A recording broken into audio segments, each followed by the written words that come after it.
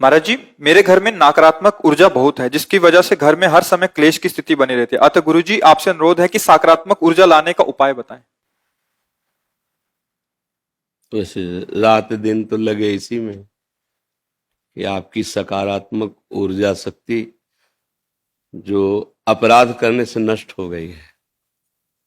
कोई भी हो, धर्म विरुद्ध आचरण करोगे तो जब उसका फल मिलेगा वो तो अलग होगा, लेकिन वर्तमान में उसका कार्य है निगेटिव स्थिति पैदा कर देना, पति पत्नी में, पिता पुत्र में, क्योंकि वो अधर्माचरण जीवन भर तुम्हें दंड देगा और जब परिणाम आएगा तो बहुत ही भयंकर होगा। इसीलिए जो पहले के लोग थे डरते थे कोई पाप ना हो जाए। आज अपने लोग डरते हैं मतलब पाप ना हो जाए। अपने लोग तो मनोरंजन मांगते हैं। ये जो आज का वायुमंडल नया आधुनिक बच्चों का चला है, समाज का चला है, जो व्यवहार चला है, इसमें सुख शांति और सकारात्मक सोच कैसे हो सकती है? तुम रोज होटल का खाओ, फिर एक रसोई का तुम्हें 1 महीना पवाया जाए, पा पाओगे? आपका मन नहीं राजी होगा ना। नए नए भोगों की चाट और सकारात्मक सोच होगी, स्वप्न में नहीं हो सकती। संभलना बहुत कठिन है, समय बहुत विचित्र है। बहुत मतलब जो घटनाएं दिन प्रतिदिन दर्शन करने को मिलती हैं, सुनने को मिलती हैं, उसका कारण है कि हमारी बुद्धि राक्षसी भाव को प्राप्त होती चली जा रही। राक्षसी भाव किसे कहते जानते हो? स्वसुख वांछा। मैं सामने वाले से सुख ले लूं, सुखी हो जाऊं। वो छोटी बात से लेकर के बड़ी बात तक वो सब उसी में आ जाती है। जब तक ये भाव रहेगा तब तक सबसे बड़ा दंड मिलता है मन को, क्योंकि पहले मन ही संकल्प करता है ना। बहुत लोग विक्षिप्त और डिप्रेशन में पहुंच रहे हैं। क्यों पहुंच रहे हैं? क्योंकि मन को छूट दे दी ना। जो मन आवे सो सोचो, जो मन आवे सो करो, अब आगो वही मन। हमने देखा है वो डिप्रेशन के अधिक से दवा अधिक। अब हम भी अंदर से कि यार क्या इसको किया जा सकता है, कैसे संभाला है? क्यों? बन गया पाप। अब वो मन में ही सवार होकर रात दिन तुम्हें रौंद रहा है। बाहर से डंडा थोड़ी चलता है, कर्मों का डंडा तो पहले अंदर चलता है। अब आचरणों की पवित्रता नहीं तो सकारात्मक सोच कहां से आवे? आस्तिकता की नींव ही हिल गई तो सकारात्मक सोच किसमें बने? आप देखो, इसमें देखा है छाती के अंदर अगर इतनी भी त्रुटि है ना शास्त्र विरुद्ध, तो भय और घबराहट पैदा हो गई।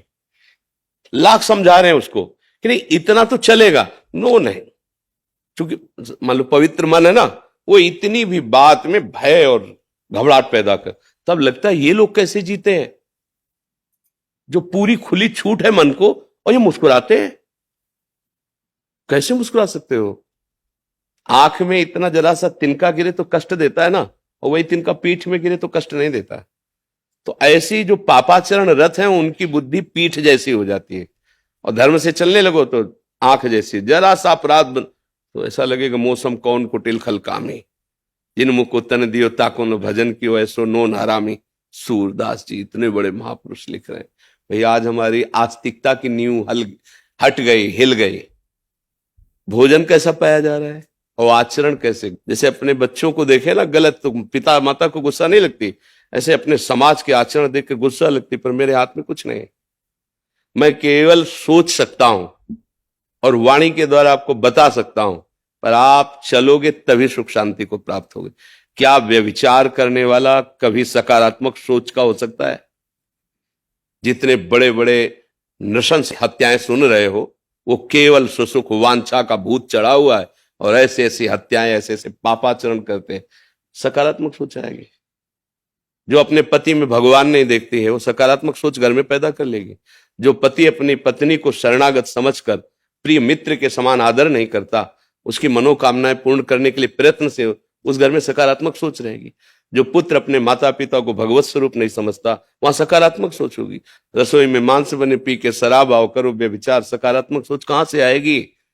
सकारात्मक सोच पवित्रता और पुण्य में प्रकट होती है, नकारात्मक सोच अपवित्रता और पाप में प्रकट होती है। ये सबकी समझ में नहीं आएगा। जो गिरा हुआ है उसको गिरने का भय नहीं रहता, जो चल रहा है उसको गिरने का भय होता है। तो भगवान की आपके ऊपर कृपा है, जो अभी आपके अंदर ये प्रश्न है कि सकारात्मक सोच कैसे आवे, नहीं तो ये प्रश्न ही खत्म है, ये प्रश्न ही खत्म है। रुपया कैसे आवे और आज किससे कैसे सुख भोग लूं, बस इतनी मानसिकता रह गई है। छल से, कपट से, मित्रता का नाटक करके या जबरदस्ती, जैसे बस दो ही लक्ष्य हैं।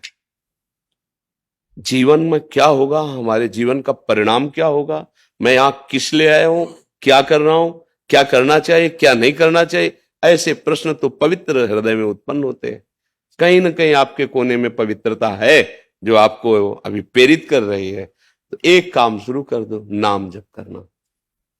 जिस जगह में नाम उच्चारण किया जाता है, जय जय श्री राधे, जय जय श्री राधे, वो वायुमंडल पवित्र होने लगता है।